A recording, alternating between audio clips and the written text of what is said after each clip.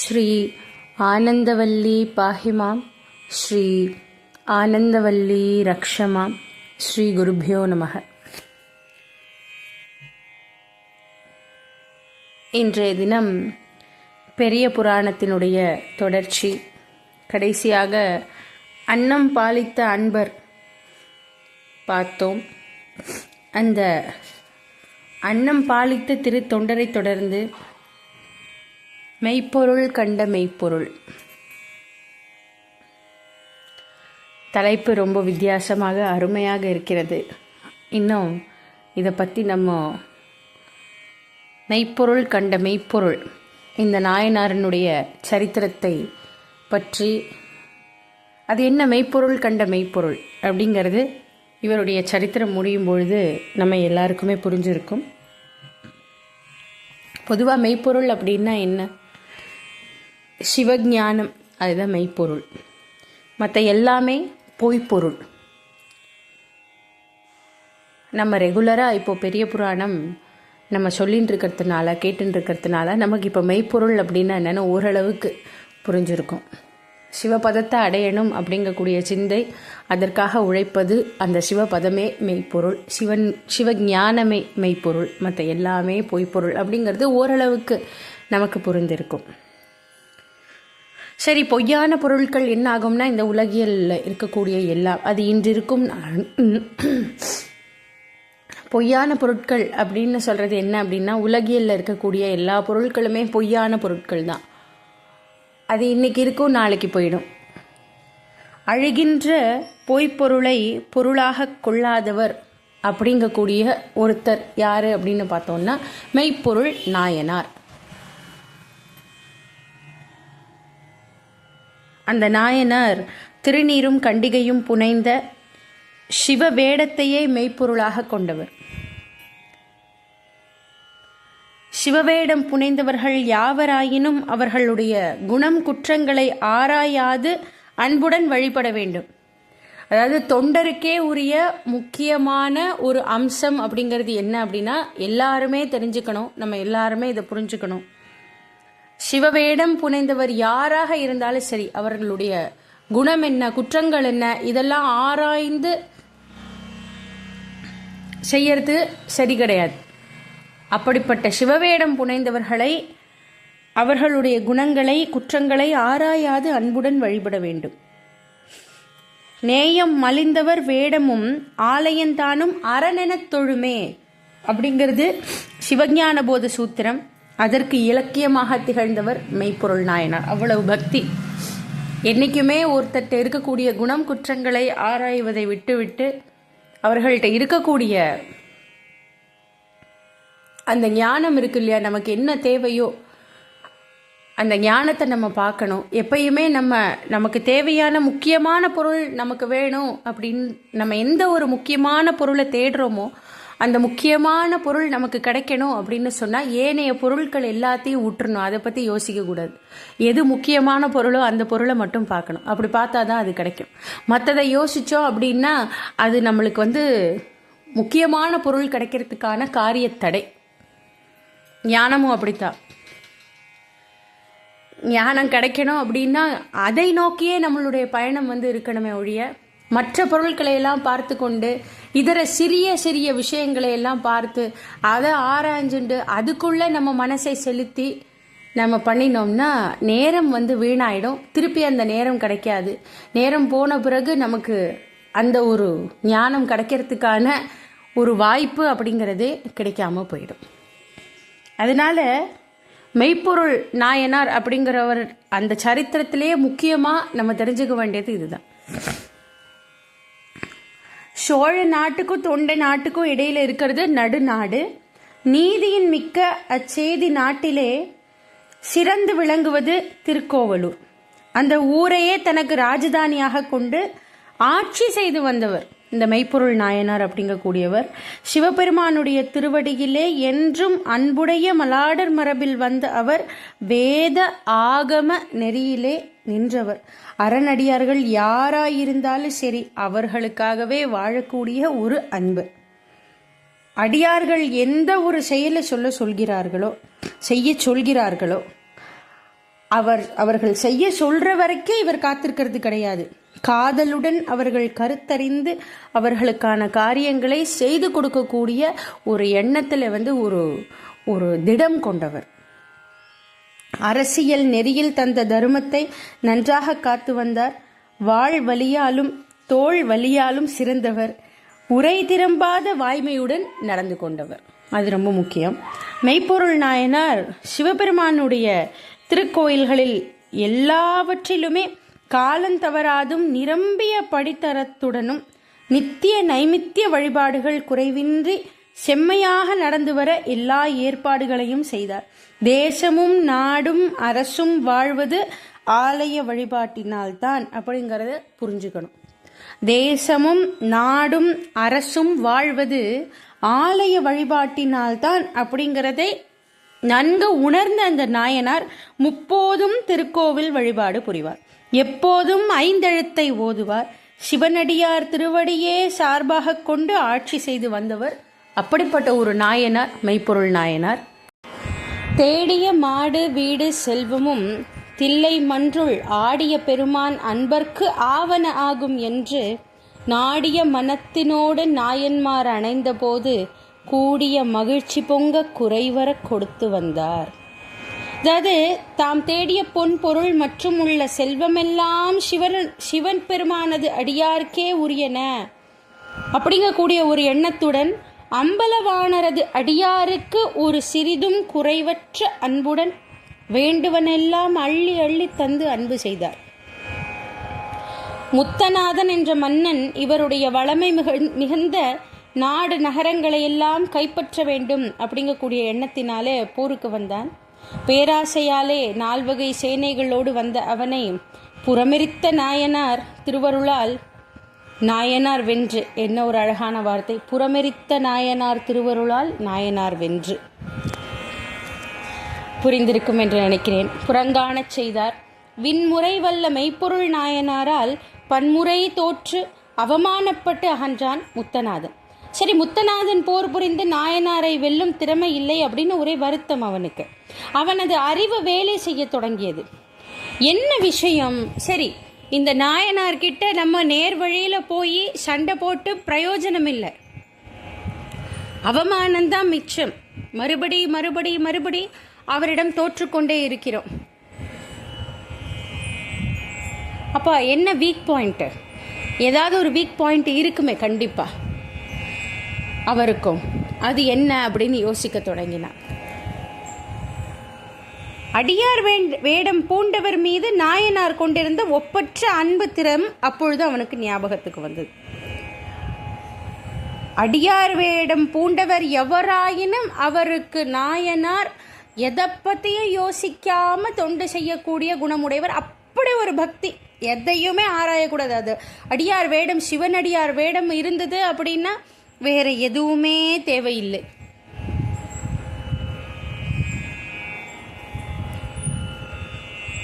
அப்படி தொண்டு செய்வார்.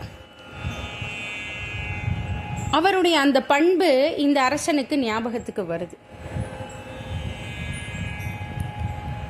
அதனால இவன் என்ன பண்ணுகிறான், இந்த முத்தநாதன் எனக்கூடிய அரசர் என்ன பண்ணுகிறார் அப்படின்னா, திருநீரும் கண்டிகையும் புனைந்து சிவனடியார் போல சென்று நாயனாரை கொன்றுவிட வேண்டும் அப்படிங்கக்கூடிய ஒரு எண்ணத்தோடு சிவனடியார் வேடம் பூணுகிறார். மெய்யெல்லாம் நீரு பூசி வேணிகள் முடித்து கட்டி கையினிற் படை கறந்த புத்தக கவளி ஏந்தி மைப்பொதி விளக்கே என்ன மனத்தினுட்கருப்பு வைத்து பொய்த்தவ வேடம் கொண்டு புகுந்தனன் முத்தநாதன். அதாவது திருநீறு பூசிக்கொள்வதற்கு விதிமுறை உண்டு. அந்த விதிமுறைகளை அறியாத முத்தநாதன் எந்தெந்த அங்கங்களில் எவ்வாறு திருநீறு புனைய வேண்டுமோ அந்த முறையே இல்லாமல் உடம்பெல்லாம் திருநீறு பூசிக்கொண்டானாம். ஜடாபாரம் பூண்டு முடித்து கட்டிக்கொண்டான். பெரிய வாளை பட்டு துணியில் மூடி மறைத்து புத்தகம் போல கட்டி ஏந்தினான். ரொம்ப அழகாக அந்த ஒரு செய்யுள் வரும். கையினில் படை கறந்த புத்தக கவளி ஏந்தி அப்படின்னு சொல்லியிருப்பார். உள்ளம் கருத்திருந்தாலும் வெளியே ஒளி செய்யும் விளக்கே என்று சொல்லும்படி இருந்தது அவனுடைய தவக்கோலம். மைபொதி விளக்கே என்ன மனத்தினுட் கருப்பு வைத்து பொய்த்தவ வேடம் பூண்டு. அப்படி ஒரு தவக்கோலத்திலே தயாராகியிருக்கிறார் முத்தநாதன். மனத்திலே வஞ்சனை வைத்து தவவேடம் போல பெரிய வேடம் பூண்ட கருணை சிறிதுமில்லாத பாதகன். அப்படிப்பட்ட முத்தநாதன் கொடிகளோடும் உயர்ந்த மாளிகைகள் வரிசையாக உள்ள அந்த வீதி வழியே அப்படி போய் சேதியர் பெருமான் வாயிலை அடைந்தான். மெய்ப்பொருள் நாயனார் அடியார் மாட்டு அளவு கடந்த அன்புடையவர். அடியாரை பார்த்தாலே அவருக்கு அப்படி ஒரு அன்பு. தவவேதம் பூண்ட முத்தநாதனை யாராவது தடுக்க முடியுமா? அடியார் வேடத்தில் வந்திருக்காரே. கடையுடை காவலாளர் கை தொழுது ஏற நின்றே உடையவர் தாமே வந்தார் உள்ளெழுந்து அருளும் என்ன தடை பல புக்க பின்பு தனித்தடை நின்ற தத்தன் இடை தெரிந்து அருள வேண்டும் துயில் கொளும் இறைவன் என்றான்.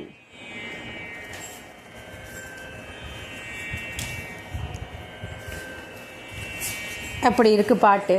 பெரிய சிவனடியார் வந்திருக்கிறார் என்று காவலர்கள் எல்லாம் கை தொழுது எம்மை உடையவர் தாமே வந்தார் எழுந்தருளும் அப்படின்னு தடையில்லாமல் உபசரித்து உள்ளே விடுத்தனர். எப்படி பாருங்க. முத்தநாதன் பல வாயில்களையும் கடந்து கடைசியில உள்ள திரு அணுக்கன் வாயிலை அடைந்தான். மெய்ப்பொருள் நாயனார் பள்ளி அறையிலே படுத்து ஓய்வு எடுத்து கொண்டிருந்தார். அரசமாதேவியார் அருகிலிருந்து கணவருக்கு ஏற்ற திருத்தொண்டினை புரிந்து கொண்டிருந்தார். அந்த இடத்தினை தத்தன் என்ற காவலன் காவல் புரிந்து கொண்டிருந்தான். அந்த தத்தன்ட்ட என்ன ஒரு முக்கியமான விஷயம் அப்படின்னா, அறிவின் மிக்கவன். அறிவின் மிக்க அவன் கூர்த்த மதிபடைத்தவன், குறிப்பு உணர்வதிலே வல்லவன், பொய்மை வேடம் புனைந்து வரும் புல்லனை நல்லவன் அல்லன் அப்படின்னு ஒரு சந்தேகம். வந்திருக்கிறவரை பார்த்தா நல்லவர் மாதிரி தெரியலையே அப்படின்னு அந்த தத்தனுக்கு ஒரு சந்தேகம். ஆனால் தடுக்க முடியாது, தவறு. மன்னருக்கு தீங்கு வரும். அதாவது தடுக்கலைனா மன்னருக்கு தீங்கு வரும். தடுத்தால் தவறு. என சிவவேடம் புனைந்து வந்திருக்கார். ஆனால் சந்தேகமாக இருக்கு. இப்படி இருதலை கொள்ளி எறும்பு போல தவித்தான். பின்னர் ஒரு மாதிரி தெளிஞ்சு பணிவுடனும் மரபு வழுவாமலும், சுவாமி, அரசர் பெருமான் துயில் கொண்டிருக்கிறார். அவர் உங்களை வரவேற்கவும் தாங்கள் அவருக்கு அருள் புரியவும் இது ஏற்ற சமயம் அன்று. சமயமறிந்து மன்னரிடம் சொல்ல வேண்டும் அப்படின்னு ரொம்ப சாதுரியமாக அது சொல்லாமல் சொல்லுறது. அப்படி சொல்லி தடை உரைத்தான். நான் அரசருக்கு தருமத்தை சொல்லி உறுதி கூற வந்திருக்கிறேன், நீ நில் அப்படின்னு தத்தனிடம் முத்தநாதன் சொல்கிறார். அப்படி சொல்லி தத்தனுடைய தடை உரையை ஏற்காமல் உள்ளே சென்று விட்டான். அங்கே பொன்னால் ஆகிய கட்டிலே மன்னர் அப்படி துயில் கொண்டிருக்கிறார். அரசமாதேவி அருகிலிருந்து கணவரின் பாதங்களை வருடிக் கொண்டிருந்தார். முத்தநாதனை கண்டதும் அரசமாதேவி துணுக்குற்று எழுந்து அப்படி கணவனாரை எழுப்பினாராம். மெய்ப்பொருள் நாயனார் எழுந்து அப்படியே பார்க்கிறார். மெய்யெல்லாம் திருநீறு பூசி ருத்ராட்சமெல்லாம் பூண்டு சிவவேடத்துடன் வந்திருந்த முத்தநாதனை கண்டதும் தேவருடைய திருத்தொண்டர் அப்படின்னு கரங்கள் கூப்பி தொழுதார். எதிர் ஓடி வணங்கினாராம். தனம் படைத்த ஒருவர் தூங்கும் போது ஒருவர் சென்றால் தூக்கத்துக்கு பங்கம் வந்ததே அப்படின்னு வருத்தப்படுவார். அப்படித்தான் இருக்கு இன்றைய காலகட்டம். சரி, நான் தூங்க முடியலையே நிம்மதியா. ஆனால் மெய்ப்பொருள் நாயனார் அப்படி இல்லையா, மகிழ்கின்றாராம். அந்த அளவு கடந்த பக்தி ஒவ்வொரு இடத்துலையும், உண்மையான பக்தி ஒருத்தர்கிட்ட இருக்குன்னா ஒவ்வொரு சின்ன விஷயத்துலையும் அந்த பக்தி பிரதிபலிக்கும். அது ப்ரூவ் பண்ண வேண்டிய அவசியமே கிடையாது. ஞானம் அடையிறது எப்படி அப்படின்னா அது தானாகவே அது வெளிப்படும். உண்மையான பக்தி, அடியார் பக்தி, தெய்வத்தின் மீது நமக்கு ஒரு பக்தி இருக்குது அப்படின்னா நமக்குள்ளே இருக்கக்கூடிய அந்த பக்தி தானாகவே வெளிப்படும். அது இப்படி பண்ணாதான் வெளிப்படும், அப்படி பண்ணாதான் வெளிப்படும் இல்லை. ஒவ்வொரு சின்ன சின்ன விஷயங்களில் கூட அப்படி டக்குன்னு வெளிப்பட்டுரும். மனசு அப்படி பிரதிபலிக்கும், எண்ணங்களை அப்படி பிரதிபலிக்கும். நம்முடைய செயல் நம்முடைய எண்ணங்களுடைய பிரதிபலிப்பு. அதனால சிவவேடத்தை பார்த்த உடனேயே அவர் நம்ம தூங்கணுமே, நம்ம தூங்குற நேரத்தில் இவர் வந்துட்டாரு, என்ன பண்ணுறது அப்படியெல்லாம் யோசிக்கலை. அதற்கு பதிலாக மகிழ்ந்தாராம். மங்களம் பெருக மற்றன் வாழ்வு அணைந்தது அப்படின்னு அப்படி துதித்து பாடினாராம். பெருமானே, தேவரீர் இங்கு எழுந்தருள பெற்றது என் கோலோ, அடியேனால் ஆக வேண்டியது என்னவோ அப்படின்னு வினவினார். அரசரே, உங்கள் சிவபெருமான் முன்னர் திருவாய் மலர்ந்து அருளிய ஆகம நூல் ஒன்றை கொண்டு வந்திருக்கிறேன். இது மண்ணில் எங்குமே இல்லை, இந்த மண்மேல் எங்கும் இல்லாதது. உனக்கு அந்த நூலை பற்றியும் அதில் இருக்கக்கூடிய பொருட்களை எல்லாம் சொல்ல வந்தேன் அப்படின்னு முத்தநாதன் சொல்றேன். இதில் பார்த்தோன்னா ரொம்ப அழகாக இருக்கு. அந்த வார்த்தையை திருப்பி சொல்கிறேன். அரசரே, உங்கள் சிவபெருமான் எப்படி சொல்லியிருக்கார்? உங்கள் சிவபெருமான் முன்னர் திருவாய் மலர்ந்து அருளிய ஆகம நூல் அப்படின்னு சொல்லியிருக்கார்.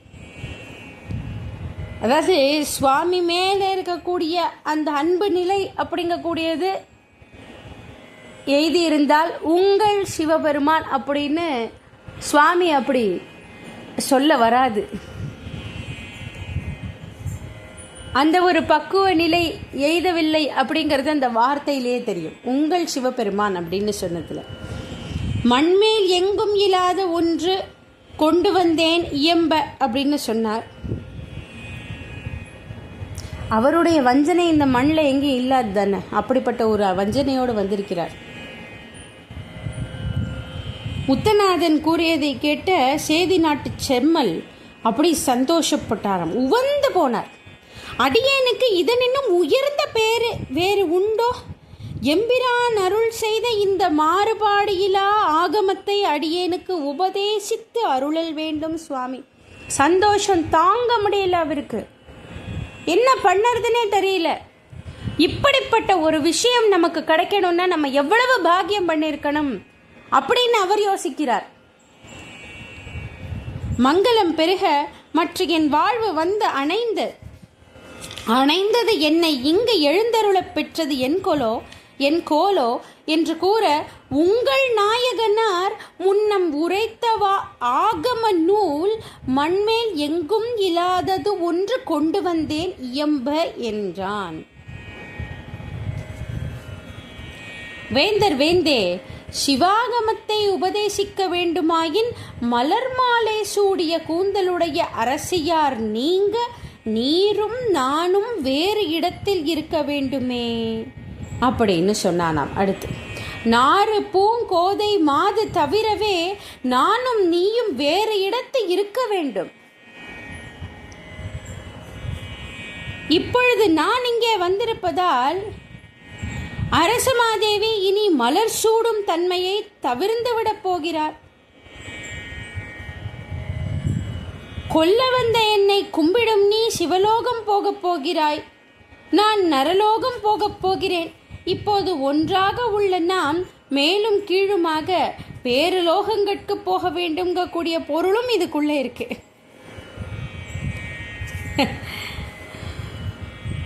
நாறு பூங்கோதை மாது தவிரவே நானும் நீயும் வேறு இடத்தில் இருக்க வேண்டும் அப்படிங்கிறதுல இந்த மாதிரி ஒரு உட்பொருளை நம்ம புரிஞ்சுக்கலாம்.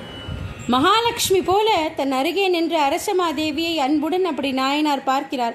பெண்ணே, நான் சிவாகமம் கேட்கப் போகிறேன் அம்மா, நீ அந்தப்புறம் செல்வாயா அப்படின்னு பணிவாக கேட்கிறார்.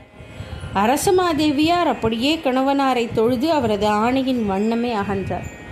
அப்படி ஒரு கற்புக்கு அரசி மெய்ப்பொருள் நாயனார் அடியவராக வந்துள்ள முத்தநாதனை தொழுதார். அவனை ஆசனத்தின் மேல் இருத்தி தாம் கீழே இருந்து கொண்டு, இனி அருளிச் செய்யும். கைத்தலத்திருந்த வஞ்சக் கவளிகை மடிமேல் வைத்து புத்தகம் அவிழ்ப்பான் போன்று புரிந்தவர் வணங்கும் போதில் பத்திரம் வாங்கத்தான் முன் நினைந்த அப்பரிசே செய்ய மெய்த்தவ வேட மெய்ப்பொருள் என்று தொழுது வென்றார். பொய்த்தவ வேடம் கொண்ட அப்பாதகன் சுவடியை அவிழ்ப்பது போல கைத்தளத்தில் இருந்த பையில் வைத்திருந்த வடிவாளை எடுத்து வணங்கி நின்ற குணங்குடி கொண்ட கோமனாகிய நாயனாரை நினைத்து வந்தவாறே செய்து முடித்தான். அவன் என்ன செய்தான்னு சேக்கிழார் பெருமான் சொல்ல அவருக்கு வரல. ஒரு சிவனடியாரை பற்றி பேசும்பொழுது அப்படி சொல்வதற்கு அவருக்கு வரவில்லை. அடியார்கள் மீது சேக்கிழார் பெருமானுக்கு அளவற்ற அன்பு. அதன் காரணமாக கொன்றான் அப்படின்னு சொல்லாமல் நினைத்த அப்பரிசே செய்ய, பத்திரம் வாங்கித்தான் முன் நினைந்த அப்பரிசே செய்ய மெய்த்தவ வேடமே மெய்ப்பொருள் என தொழுது வென்றார் அப்படின்னு சொல்லிட்டார்.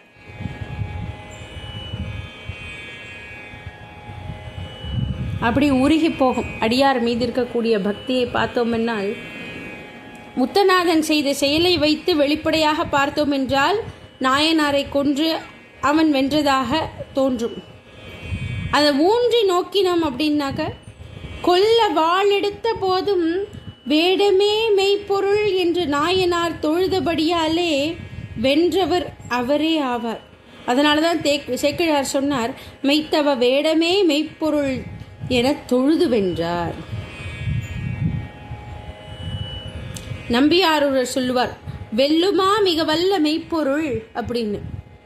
வஞ்சக வேடம் கொண்ட வன்கணாளன் உட்புகுந்த போதே தத்தன் தன் கருத்தை அவன் பால் வைத்திருந்தான் இல்லையா? சந்தேகப்பட்டானே தத்தன். அதனாலே உடனே உள்ளே சென்றான். அங்கு நிலவிய நிலையை பார்த்ததும் வாளை எடுத்து முத்தநாதனை வெட்டுவதற்கு அப்படி ஓங்கினான். அப்ப என்ன ஆயிருக்குன்னா, நாயனாருக்கு அப்படியே உதிரம் உடலிலிருந்து அப்படியே கொட்டி கொண்டிருக்கிறது. உதிரம் சோர விழுகின்ற அந்த நாயனார் அந்த நிலையிலையும் கூட சொன்னாராம், தமது நீண்ட கரங்களை நீட்டி அவனை தடுத்து, தத்தா நமர். நமர்னா என்ன? நம்மவர். தத்தா நமர் என்று கூறி விழுந்தார். தத்தா, அவர் நம்முடையவர். நம்முடையவர்னா என்ன? அவர் சிவவேடம் புனைந்தவர், அதனால எதுவும் செய்யாதே, அவர் சிவவேஷத்தில் இருக்கிறார். மெய்ப்பொருள் நாயனார் அடியார்கள் மீது கொண்டிருந்த அன்பினுடைய ஆழம் எப்படி இருக்கிறது! எவ்வளவு ஒரு பக்தி, அதீத பக்தி. சிவன் பால் வைத்த அன்பு, ஈசன் பால் வைத்த அன்பு. அப்படி ஒரு மனச்செம்மை. மனம் செம்மையாவது அப்படிங்கிறது அவ்வளவு சுலபம் கிடையாது. ஆனால் எவ்வளவு ஒரு செம்மையான மனது இருக்க வேண்டும்! தன்னையே கொல்ல வந்தாலும் அவர் சிவவேடம் புனைந்துள்ளார், அவரை தொடாதே அப்படின்னு சொல்லி அதையும் ஏற்றுக்கொள்ளக்கூடிய ஒரு பக்குவ நிலைங்கிறது, அது யோசிக்க முடியாத அளவிற்கு, சாதாரணமான மனசு கொண்டு யோசிக்க முடியாத அளவிற்கு ஒரு பக்குவமான ஒரு நிலை.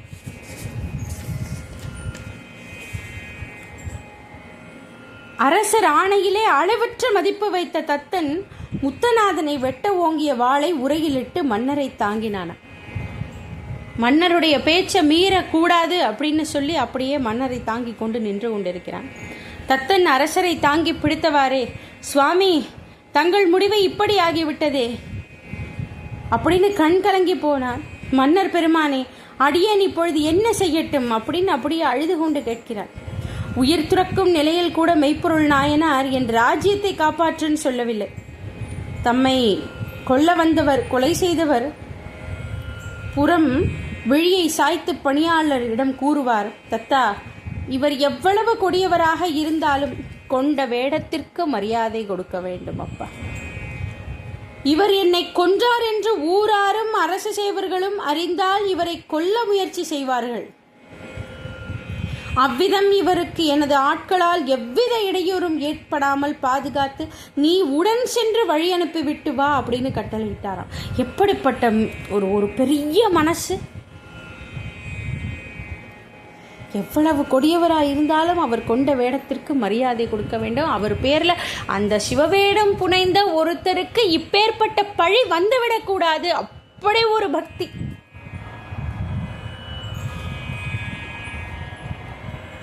இதெல்லாம் படிக்க படிக்க, கேட்க கேட்க நமக்கே உள்ளம் உருகிவிடும். அதாவது பக்தி அப்படிங்கிற சொல்லே ரொம்ப உயர்வான சொல். அதுவும் உள்ளத்தை உருக்கும் பக்தி. உருகி உருகி உருகி சுவாமிக்காக சேவை செய்த ஒவ்வொரு நாயனாருடைய பக்தி, இதையெல்லாம் பார்த்தோம்னா பக்தியில் எத்தனை படிநிலைகள் நம்ம கடக்க வேண்டி இருக்குன்னு தெரியும். எவ்வளவு ஆழமான ஒரு பக்தி. இந்த கதைகள் எல்லாம் ஈசன் எதற்காக இந்த மாதிரியான லீலைகளை எல்லாம் செய்திருக்கிறார் அப்படின்னா, ஒவ்வொரு அடியார் சரித்திரம் நம்ம சொல்லும் பொழுது நமக்கே புரியும். ஒவ்வொரு அடியாருக்கும் சிவவேடம், ஈசன், இதை தவிர இந்த உலகத்திலே வேறு எதுவுமே முக்கியமில்லை, அவசியமில்லை. எல்லாம் ஈசனுடைய அருள், எல்லாம் ஈசன்தான் அப்படிங்கக்கூடிய மிகவும் உயர்ந்த ஒரு ஞான நிலையை அடைந்தவர்கள். அப்படிப்பட்ட ஞானம், எப்பேற்பட்ட ஞானம் என்றால் எதையும் துறக்கவல்ல ஞானம் ஒவ்வொரு அடியாருக்கும் இருந்தது அப்படிங்கிறது பெரிய புராணத்தில் நம்ம தெரிஞ்சுக்கக்கூடிய அத்தனை அடியார்கள்ட்டையும் நம்ம பார்க்கக்கூடிய ஒரு மிகவும் உயர்வான ஒரு விஷயம். இதுக்கு உயர்வு அப்படிங்கிறது கூட சரியான வார்த்தையாக இருக்குமான்னு தெரியல. உலகத்திலேயே ரொம்ப பெரிய விஷயம், வசத்தியான விஷயம். எந்த வார்த்தை சொன்னாலும் அந்த உயர்வுக்கு பொருத்தமாகாது. அப்படிப்பட்ட ஒரு ஞானம், ஈசனை தவிர இந்த உலகத்திலே வேறு எதுவுமே உண்மை இல்லை என்று உணர்ந்த ஞானம். அதனால எப்பேற்பட்ட துன்பங்கள் வந்தாலும் ஈசனுக்காகவே வாழ்ந்தவர்கள், எப்பேற்பட்ட சோதனைகள், துன்பம்னு கூட சொல்லக்கூடாது, எப்பேற்பட்ட சோதனைகள் வந்தாலும் ஈசனுக்காகவே தன்னை அர்ப்பணித்துக் கொள்ளக்கூடிய அந்த உயர்ந்த உள்ளம் எனும் ஞானம், அது ஒரு மிகப்பெரிய ஞானம். ஞானம் அடைந்தவர்களால் மட்டும்தான் இவ்வளவு பக்குவமாக இருக்க முடியும். அந்த ஞான நிலையை அடைந்த ஒவ்வொரு அடியார்களுடைய வாழ்க்கை சரித்திரமும் நம்மளை ரொம்ப பக்குவப்படுத்தும். சாதாரண மனிதர்களாகிய நம்மை அவர்கள் ஒவ்வொருவருடைய சரித்திரமும் பக்குவப்படுத்தும். ஒவ்வொரு படிநிலையாக நம்மளுடைய மனசை பக்குவப்படுத்தி நம்மையும் பக்தி மார்க்கத்திலே அப்படி இழுத்து செல்லக்கூடிய உருக்கமான சரித்திரம் ஒவ்வொரு அடியாருடைய சரித்திரமும். ஒவ்வொரு அடியார் சரித்திரமும் படிக்கும்போது ஒவ்வொரு விதமான, அதாவது இறுதி பொருள் ஒன்று அப்படின்னாலும் அந்த சரித்திரங்களை படிக்கும் பொழுது வாழ்க்கையிலே தெரிந்து கொள்ள வேண்டிய பல முக்கியமான விஷயங்களை நம்ம தெரிஞ்சுக்க முடியும். அப்படி கட்டளையிட்டு இருந்தார் அடியார். அறிவும் வீரமும் அரசரது ஆணை கடவாத்திரமும் ஒருங்கே அமைந்த தத்தன் முத்தநாதனை அழைத்து கொண்டு வழி அனுப்பி வைக்க புறப்பட்டு விட்டான். அரசர் பெருமானை அத்தீயவன் கொன்ற செய்தி என்னதான் மறக்கணும்னு நினைச்சாலும் காட்டு தீ மாதிரி பரவியது. எல்லோர் உள்ளத்திலும் துன்ப வெள்ளம் ஊற்றெடுத்தது. அவ்வெள்ளத்தை வற்றச் செய்து சினக்கண்ணல் கொழுந்து விட்டு எரியத் தொடங்கியது. அப்படியே துன்பம் அப்படி கோபமாக மாறுகிறது எல்லாருக்கும். எங்கும் ஒரே பரபரப்பு. பலர் கால கூட விடம் போல சீறினார்கள். முத்தநாதனை கொல்ல நாலா பக்கத்திலிருந்து வெள்ளம் போல மக்கள் சூழ்ந்து வந்தார்கள். எல்லாரையும் இந்த தத்தன் தடுத்தான். இந்த வேடதாரியை எவ்வித இடையூறுமின்றி கொண்டு போய் விட வேண்டும் என்பது மன்னர் பெருமானுடைய கட்டளை அப்படின்னு சொன்னான். அரசனது ஆணைக்கு மதிப்பு தந்து மக்களும் விலகினார்கள். தத்தன் வாளை ஏந்தி காவல் செய்த வண்ணம் முத்தநாதனை ஊர் கடந்து ஆட்கள் அணுக முடியாத கானகத்தில் விடுத்து வந்தான். முத்தநாதன் துன்பமின்றி நகர் கடந்த செய்தி அறியும் ஆர்வத்தினாலே பிரிந்து செல்கின்ற உயிரை செல்லாத வண்ணமாக தாங்கிக் கொண்டிருந்தார். அப்படி கடவுளே, எந்த பிரச்சனையும் இல்லாமல் சிவபெருமானே இந்த சிவவேடம் தாங்கிய இந்த மனிதன் ஊரை கடந்து விட வேண்டுமே, எந்த துன்பமும் இல்லாமல். அப்படி இல்லைன்னா நான் எடுத்துக்கொண்ட இந்த சிவபணிக்கு சேவைக்கு பங்கம் ஏற்படுமேன்னு அப்படி உயிரை கையில் பிடித்து கொண்டு நாயனார் கலங்கி போய் இருந்தாராம். மன்னர் பெருமானிடம் தத்தன் அவர் விரும்பிய செய்தியை கூறினான். நாயனாரின் அகம் குளிர்ந்தது, முகம் பொலிந்தது. இன்று எனக்கு ஐயன் செய்த உபகாரம் யார் செய்வார் அப்படின்னு சொன்னாராம். இந்த வார்த்தைகள் எல்லாம் கேட்கறச்சே எப்படி இருக்கிறது? இன்று எனக்கு ஐயன் செய்த உபகாரம் யார் செய்வார்? பக்குவ நிலை. தத்தனை அருள் நிறைந்த பார்வையாலே அப்படி பார்த்தாராம். நிறை பெருங்கருணை மிகவும் செய்தாராம். சென்றடி வணங்கி நின்று செய்தவ வேடம் கொண்டு வென்றவர்க்கு இடையோரின்றி விட்டனன் என்று கூற இன்று எனக்கு ஐயன் செய்ததை யார் செய்ய வல்லார் என்று நின்றவன் தன்னை நோக்கி நிறை பெரும் கருணை கூர்ந்தார். அமைச்சர்களையும் உறவினர்களையும் நண்பர்களையும் நோக்கி, நீங்கள் யாவரும் பரவிய திருநீற்று அன்பு பாதுகாத்து உயிப்பீர் அப்படின்னு பணித்தருளி அம்பலத்து ஆடும் எம்பெருமான் பூங்கழலை சிந்தை செய்தார். குஞ்சித பாதம் சேர்ந்து பேரானந்த பெருவாழ்வு பெற்றார். இப்படி ஒரு அடியாருடைய சரித்திரம்.